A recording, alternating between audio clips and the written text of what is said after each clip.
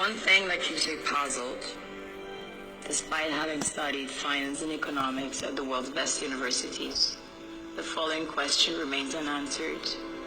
Why is it that 5,000 units of our currency is worth 1 unit of your currency, where we are the ones with the actual gold reserves?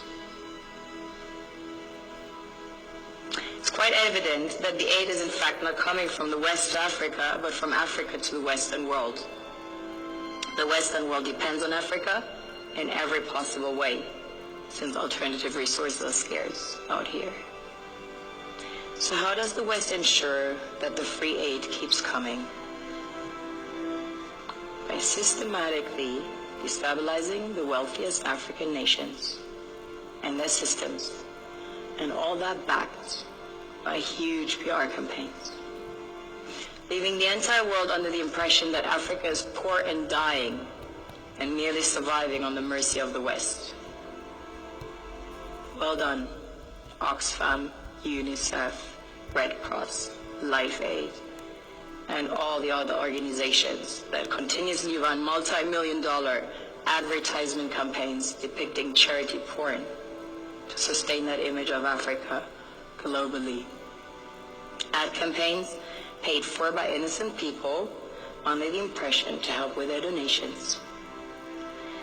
While one hand gives under the flashing lights of cameras, the other takes in the shadows.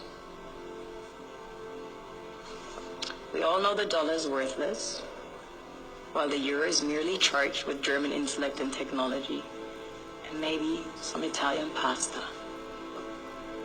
How can one expect donations from nations that have so little? It's super sweet of you to come with your colored paper in exchange for our gold and diamonds. But instead, you should come empty-handed, filled with integrity and honor.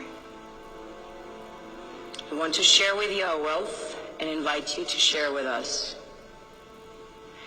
The perception is that a healthy and thriving Africa would not disperse its resources as freely and cheaply, which is logical.